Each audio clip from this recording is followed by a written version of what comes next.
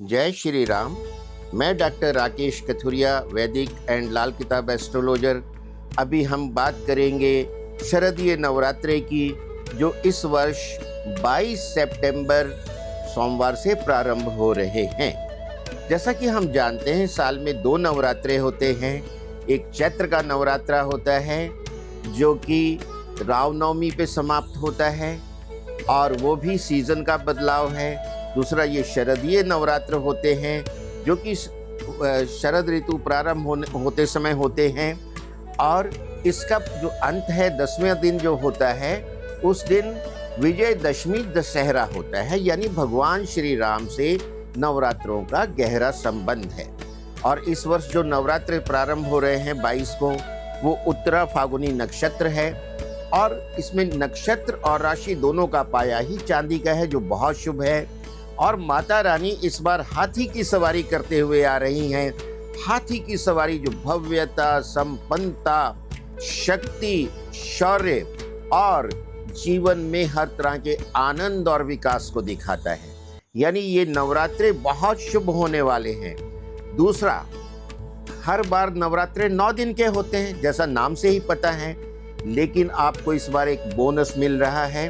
इस बार नवरात्रे 10 दिन के हैं पूरे, और तीसरा नवरात्रा आपको 2 दिन लगातार मिल रहा है। यानी तीसरी तिथि में वृद्धि है। अब तिथि की वृद्धि क्या है ये समझिए। जिस तिथि को 2 सूर्योदय मिल जाएं, वो तिथि की वृद्धि कहलाती है। और नवरात्रि में वृद्धि होना ये बहुत बड़ी शुभता को दिखाता है। ये अपने आप में बड़ा बोनस है। और कई बार ऐसा होता है, नवरात्रि सिर्फ 8 दिन के होते हैं, किसी एक तिथि का क्षय हो जाता है। क्षय का मतलब उस तिथि को सूर्योदय मिलता ही नहीं है, तो वो नवरात्रे इतने अच्छे नहीं माने जाते हैं। अब हमें करना क्या है? जब नवरात्रे की स्थापना करनी होती है, घर के नॉर्थ ईस्ट कॉर्नर में किसी चौकी पे लाल वस्त्र बिछा के माता रानी की फोटो की स्थापना करनी है, नवग्रह की स्थापना करनी है और षोडश मातृका की स्थापना करनी है।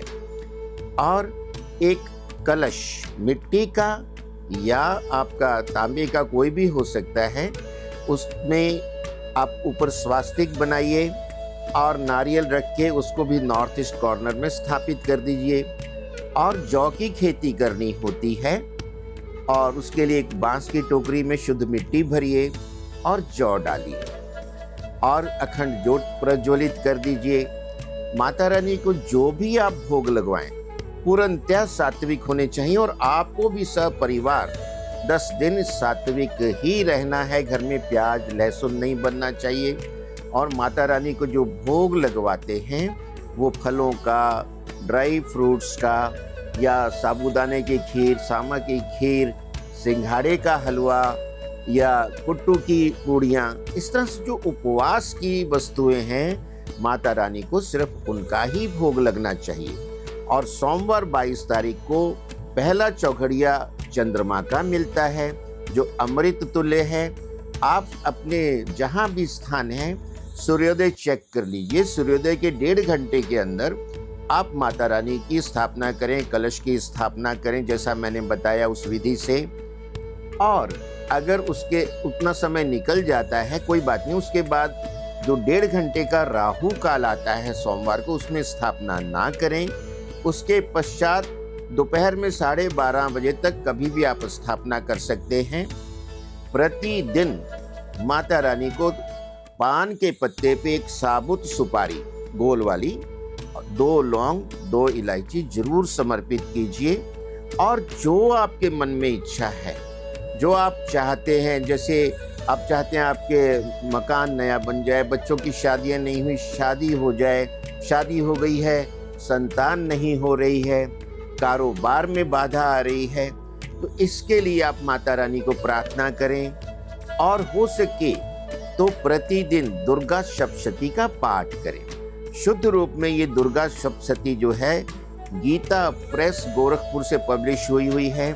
इसमें हिंदी अनुवाद भी दिए हैं और लास्ट में मंत्र भी दिए हुए हैं कि आपको क्या प्रॉब्लम है, उसके लिए क्या मंत्र पढ़ना, सारे वहाँ समाहित किए गए हैं। ये आपको पूरा मार्गदर्शन करेगी। यदि आप प्रतिदिन पूरी दुर्गा सप्तशती का पाठ कर पाएं लगातार 10 दिनों तक, तो ये बहुत ही बढ़िया है, आपके घर में हर तरह की पॉजिटिविटी आएगी। लेकिन मान लीजिए ये पॉसिबल नहीं है समयाभाव में, तो आप संकल्प ले लीजिए और प्रारंभ से शुरू कीजिए। थोड़ा थोड़ा रोज पढ़िए, 1-1 घंटा, आप लास्ट तक उसको कंप्लीट कर लीजिए।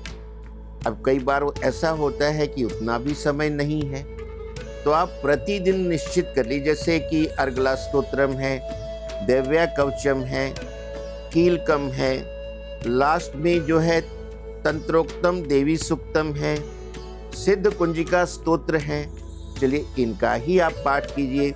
और दुर्गा सप्तशती के अंत में गीता प्रेस गोरखपुर की जो पुस्तक में मंत्र दिए हैं, वो जैसे आपको किसी रोग से परेशान हैं तो वो मंत्र का जाप कर लीजिए, किसी तरह की बाधा है उसको हटाने का मंत्र जाप कीजिए, शादी नहीं हो रही है बच्चों की और उसके लिए प्रार्थना करनी है तो उसके लिए मंत्र है पत्नी मनोरमाम देहि मनोवृतानुसारणीम तारणीम दुर्ग संसार सागर से क्लोद्भवाम। ये मंत्रों के जाप कर लीजिए। और घर में किसी तरह की शुभता लानी है, कोई समस्या है तो उसके लिए प्रार्थना कर लीजिए। विपत्ति नाश के लिए शरणागत दीनार्थ परित्राण प्रायणे सर्वस्यार्थी हरे देवी नारायणी नमस्तुते। दुर्गा सप्तशती में जो विश्व की शांति के लिए, विश्व में भय दूर करने के लिए भी मंत्रों के जाप दिए हुए हैं। आज जो विश्व की स्थिति है, हर तरह से, हर तरफ से हमने जो देखा है कि बुरे समाचार ही आ रहे हैं, तो एक सनातन धर्म ही ऐसा धर्म है जो हमें ये बताता है विश्व का कल्याण हो, प्राणियों में सद्भावना हो, सर्वे भवन्तु सुखिना सर्वे सन्तु निरामय। तो इसमें विश्व की अशुभता को, भय को दूर करने के लिए अगर सामूहिक यज्ञ किया जाए, अखंड हवन किया जाए, तो उसके लिए शांति हो सकती है। कई बार लोग पूछते हैं क्या आजकल इतनी विपत्ति आ रही है, पहले भी तो ग्रह चाल ऐसी होती थी, क्या तब नहीं आती थी? सही पूछते हैं, तब क्यों नहीं आती थी? समाज में एकता थी और लोग सामूहिक रूप से भय विनाश के लिए, जो संसार में भय व्याप्त है, जो दुख व्याप्त है, उनके निराकरण के लिए यज्ञ हवन और पाठ करते थे। और उसके लिए मंत्र दिया हुआ है दुर्गा सप्तशती में, यस्याः प्रभावम तुलम भगवान नंतो ब्रह्मा हर्ष नहि वक्त फलम बलम च सा चंडिकाखिलम जगत परिपालनाय नाशाय चाशुभ भयस्य मति करोतु। अब बताइए कितना ये है कि ये अगर कुछ साधु संत मिलके, ब्राह्मण मिलके और लोग उनको स्पॉन्सर करें, किया जाए, तो ये भय विश्व के भय विनाश के लिए है। और आप चाहें तो अगर आपके ग्रहों का दोष है, नव ग्रह माता रानी के चरणों में ही वास करते हैं, उनके बच्चे हैं वो। अगर आपको चंद्रमा से संबंधित प्रॉब्लम है तो नवरात्रि के सोमवार को चंद्रमा के बीज मंत्रों का जाप करके या पंडितों से करवा के उसका दशांश हवन करें।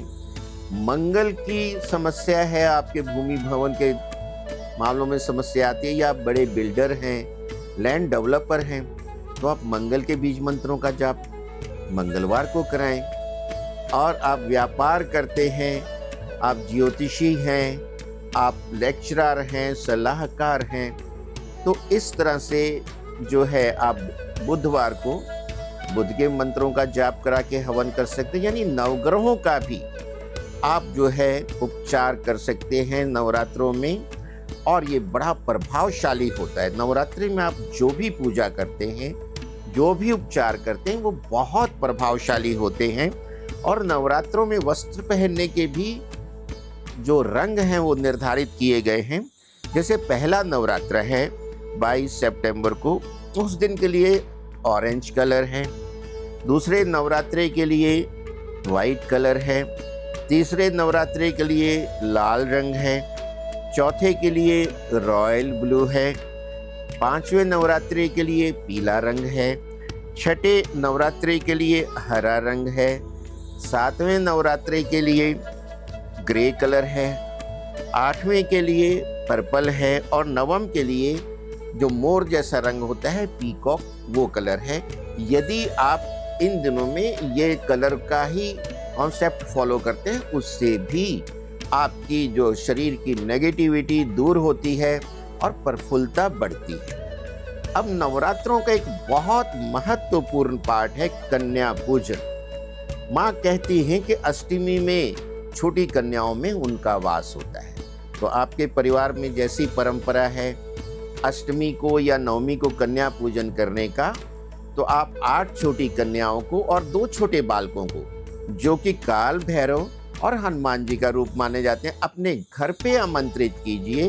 उनके चरण धोइए, उनको आसन प्रदान कीजिए, उनको हलवा, पूरी, खीर, चने का भोजन करवाइए, सीजन के फ्रूट दीजिए। छोटे बच्चे हैं उनको नोटबुक दीजिए, पेंसिल, रबड़, पेन वगैरह दीजिए जो उनके पढ़ाई में काम आता है। और जो छोटी बच्चियां हैं उनको हरे वस्त्र, हरी चुनरी प्रदान करें, या और भी बच्चों के काम आने वाले कुछ गिफ्ट हैं वो आप उनको दे के और उनके चरण छू के उनका आशीर्वाद लेके उनको विदा कीजिए। कई बार लोग क्या करते हैं, घर से बाहर पैकेट बना के ले जाते हैं। ठीक है, दान देना कोई बुरी बात नहीं है, लेकिन घर के अंदर जो बच्चियों के चरण पड़ते हैं, वो आके खिलखिला के हंसती हैं, तो वो जो पॉजिटिविटी आती है, माता रानी के चरण आपके घर में पड़ते हैं, वो बहुत ही शुभ होते हैं और आपके बहुत सी समस्याओं और कष्टों का उसमें निदान हो जाता है, आपको पता भी नहीं लगता है। और नवमी के दिन आप या तो स्वयं हवन करें या ब्राह्मण को बुलाकर हवन कराएं। उससे जो परिवार में पॉजिटिविटी, प्यार और एकता बहुत बढ़ती है। और ये हर 6 महीने बाद नवरात्रे आते हैं। आप आजीवन करते रहिए, आपके जीवन की समस्याएं दूर होती जाएंगी, व्यापार की समस्याएं दूर होती जाएंगी और जीवन में खुशियां, आनंद और सफलताएं बढ़ती जाएंगी। आप जरूर कीजिए। ये सनातन की भव्य और अनादिकाल से चली आ रही परंपरा है, जिसमें हम माँ काली, माँ सरस्वती, माँ लक्ष्मी की पूजा करते हैं। पहले के 3 दिनों में शक्ति की पूजा है, बीच के 3 दिनों में माँ लक्ष्मी की पूजा है और अंतिम 3 दिनों में जो माँ सरस्वती की पूजा है। आप अवश्य कीजिए और इसके आनंद लीजिए। जय माता दी।